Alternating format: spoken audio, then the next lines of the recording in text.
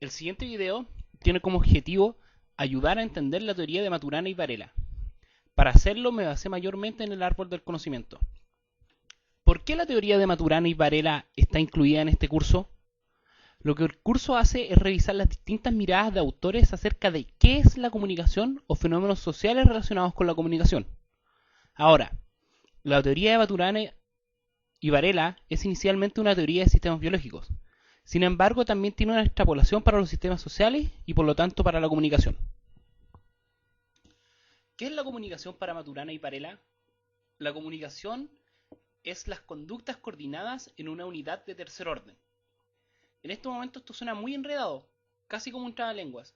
Es por eso que tenemos que revisar cada uno de los elementos para comprender qué es lo que hay detrás de la definición.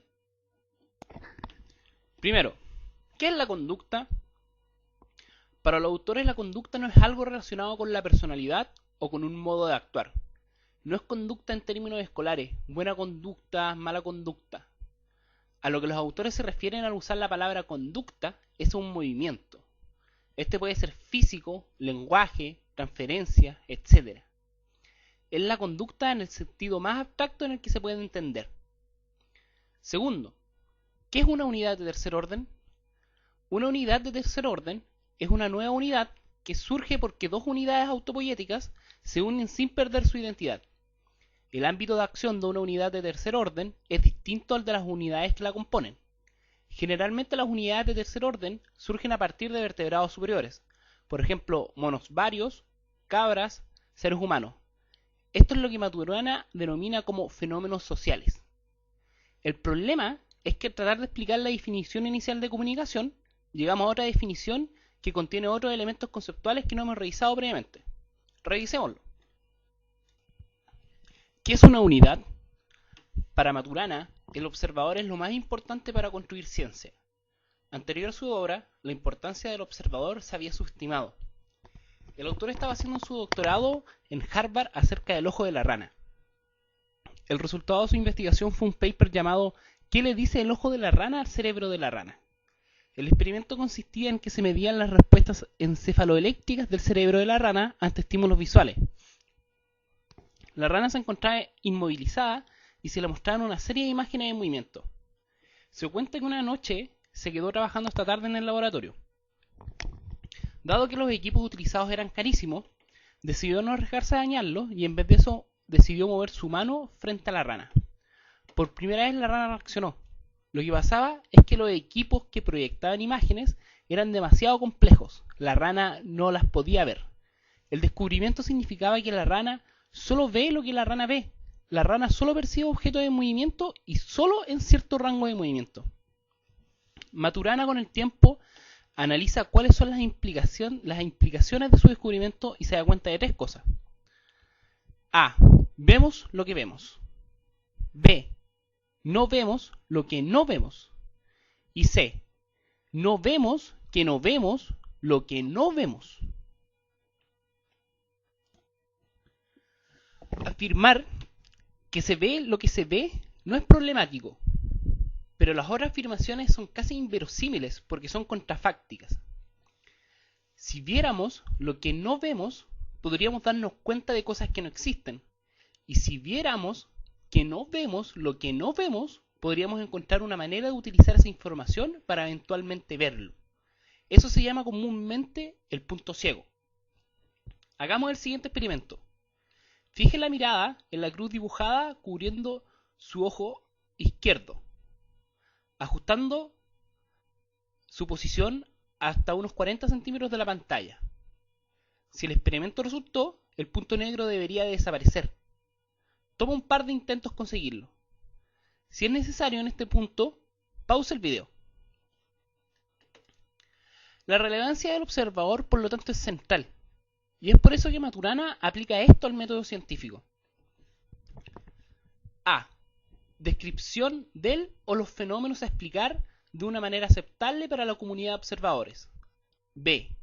Proposiciones de un sistema conceptual capaz de generar el fenómeno de una manera aceptable para la comunidad de observadores. Hipótesis explicativa. C. Deducción a partir de lo anterior de otros fenómenos no considerados explícitamente en su proposición así como la descripción de sus condiciones de observación en la comunidad de observadores. D. Observación de los fenómenos deducidos de B. Se parte de la experiencia, se pasa por el lenguaje y se vuelve a la experiencia. La ciencia se puede construir y es válida en tanto considera que está basada en la experiencia. Por ejemplo, se observa un trueno, se proponen dos hipótesis: ¿es el martillo de Thor golpeando en la Tierra o es un fenómeno meteorológico? Si es el martillo de Thor, debería haber dejado una huella en la Tierra. Si no hay huella en la Tierra, entonces son nubes cargadas eléctricamente. Se observan otros fenómenos como los tornados. Ahora, ¿por qué hemos hablado de todo esto si lo que queríamos era explicar qué es una unidad? Es importante tener claro el papel del observador, porque es el observador el que define la unidad. Maturana dice que una unidad es un elemento que se selecciona y se separa de un fondo en base a la observación de un observador, o a la distinción que hace un observador. ¿Qué es una unidad autopoiética? La autopoiesis es una red de componentes que producen los componentes que la componen. O sea, autopoiético es algo que se hace a sí mismo. Etimológicamente, poiesis significa producción. Por ejemplo, los seres humanos. Las células se reproducen y eventualmente forman órganos y a un ser humano en concreto. ¿Qué es una unidad de tercer orden? Una unidad de tercer orden es el acoplamiento de dos o más unidades autopoiéticas que no pierden su identidad. Cuando Maturana dice identidad, tampoco se está refiriendo a la personalidad. No se refiere a que las unidades no pierden su ego, sino a que siguen existiendo por sí mismas. ¿Qué es ámbito de acción? Una unidad autopoiética tiene un ámbito de acción específico a ella. O sea, se puede relacionar, puede interactuar, por ponerlo de alguna forma, en una zona específica, en un nivel específico. Una unidad de tercer orden tiene un ámbito de acción distinto al que tienen las unidades autopoiéticas que la componen. Por ejemplo, los seres humanos podemos trabajar, correr, hablar, etc. Pero la unidad de tercer orden, que es la sociedad, puede fijar normas sociales, como no escupirse en la cara habitualmente, puede generar cultura, etc. Ahora que ya hemos revisado lo necesario para entender la definición inicial de comunicación, continuemos revisando la comunicación de acuerdo a los autores. ¿Qué es el dominio lingüístico? El dominio lingüístico son todas las conductas lingüísticas que un observador puede describir. ¿Qué es una conducta lingüística? Una conducta lingüística es una descripción en términos semánticos. ¿Qué es semántica? Cuando un observador puede describir una comunicación, está haciendo una descripción semántica. Esto significa que una conducta coordinada en una unidad de tercer orden se puede explicar.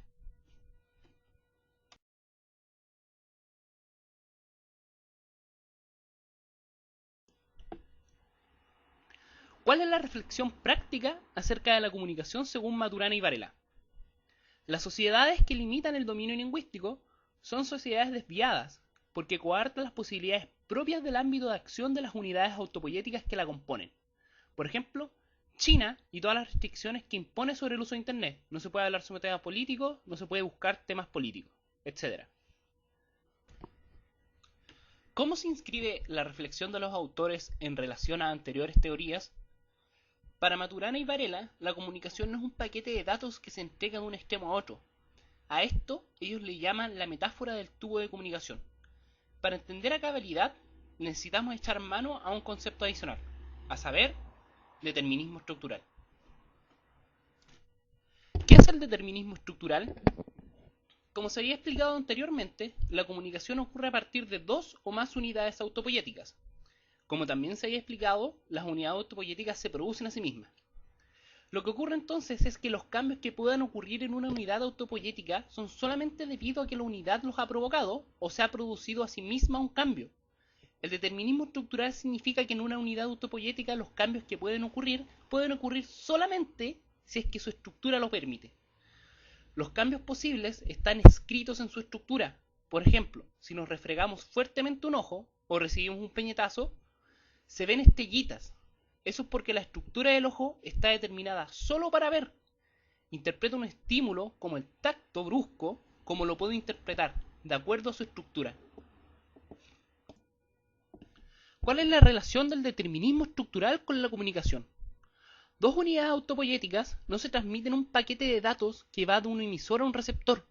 No es una transferencia directa, sino que cada unidad autopoyética interpreta la comunicación en tanto su estructura se lo permite. Espero este video les resulte útil. Cualquier duda escríbanme. Y si siguen con dudas, acérquense al libro de Maturana y Varela, El árbol del conocimiento. Vayan al esquema conceptual y busquen el concepto que necesitan. El esquema permite buscar cualquier concepto que hayamos visto y cómo se relaciona con otros conceptos. Hasta luego.